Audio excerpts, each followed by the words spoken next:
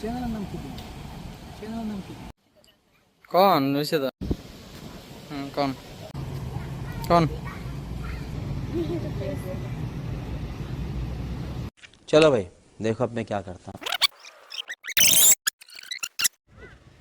Hello beautiful people, আমি Sam আছি আপনাদের সাথে মালয়েশিয়ার রাজধানী কুয়ালালামপুর থেকে। আমি লেখাপড়া করছি ব্যাচেলর অফ হসপিটালিটি ম্যানেজমেন্টে সিটি ইউনিভার্সিটি থেকে। আর এই মুহূর্তে আমি আছি তৃতীয় অংশা পার্কে, এটা কুয়ালালামপুরের ঠিক মাঝখানে। মালয়েশিয়াতে আমার আসার পিছনে সবচেয়ে বড় যে কারণটা সেটা হচ্ছে বাংলাদেশ থেকে যদি আপনি কোনো ইউরোপিয়ান কান্ট্রিতে যাওয়ার চেষ্টা করেন খুব ডিফিকাল্ট। এই মুহূর্তে প্রচুর পরিমাণ ভিসা রিজেকশন। এছাড়া মালয়েশিয়াতে আসার যে এইভাবে কস্টটা অনেক কম, লিভিং কস্টটাও কম। আর এটা খুব একটা স্টুডেন্ট ফ্রেন্ডলি কান্ট্রি। একটা মুসলিম কান্ট্রি হিসেবে এখানে লেখাপড়া করা আমাদের জন্য খুবই ফলপ্রসূ। আমাদের খুব বেশি হ্যাসেল হতে হয় না, কিংবা এখানে যদি আপনি রেসিজম বা কিংবা ফ্যাসিজমের কথা বলেন সেগুলো একেবারে নেই বললেই চলে। তো মালয়েশিয়াতে আসার পর আমি এখানে প্রায় 1 বছর হয়ে গেল। 1 বছর ধরে আমি এখানে লেখাপড়া করছি। মালয়েশিয়াতে লেখাপড়ার পাশাপাশি পার্ট টাইম জব করা যায় এবং সেই টাকা দিয়ে আপনি আপনার লিভিং কস্ট তুলতে পারবেন। অ্যাজ ইউজুয়াল আমরা যারা স্টুডেন্ট আছি আমরা সবাই এইভাবেই চলছি।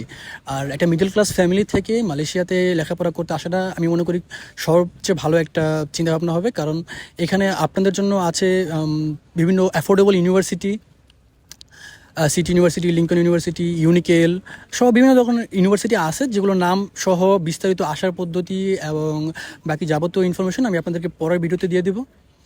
তো মালয়েশিয়াতে আসার পিছনে আমার যে সবচেয়ে বড় কারণটা ছিল সেটা হচ্ছে ইউরোপে ভিসা রিজেকশন।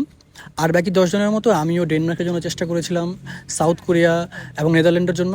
আমি সব জায়গা থেকে ইউনিভার্সিটির অফার লেটার পেয়েছি, বাট আমার ভিসা রিজেকশন সহ বিভিন্ন ধরনের সমস্যা দেখে আমি পরবর্তীতে সেই বিষয়গুলো নিয়ে আর আগাইনি, যে কারণে আমি সর্বশেষে মালয়েশিয়াতে মুভ করলাম। अबे जल्दी बोल, कल सुबह पनवेल निकलना है। মালয়েশিয়াতে আমি লেখাপড়ার পাশাপাশি পার্ট টাইম জব করছি, যেটা দিয়ে আমি আমার লিভিং কস্ট তুলতে পারছি। আপনারা চাইলে আপনারাও করতে পারবেন। অনেকে বলে যে মালয়েশিয়াতে লেখাপড়া করে তাদের স্টাডি কস্ট সহ তোলা যায়। এটা একটু টাফ, আমি বলবো না একেবারেই পসিবল না, কিন্তু এটার জন্য আপনাকে প্রচুর পরিমাণ এফোর্ট দেওয়া লাগবে। আপনাকে লেখাপড়ার পাশাপাশি প্রচুর পরিমাণ হার্ডওয়ার্ক করতে হবে এবং অবশ্যই আপনার ইউনিভার্সিটি ক্লাসগুলো মেনটেন করতে হবে, কারণ ইউনিভার্সিটির ক্লাস যদি আপনি রেগুলার না করেন সেক্ষেত্রে আপনার ভিসা পরবর্তী বছরগুলোতে কিন্তু আর সেকেন্ড ইয়ার বা থার্ড ইয়ারের জন্য ভিসা অ্যাপ্রুভ করবে না।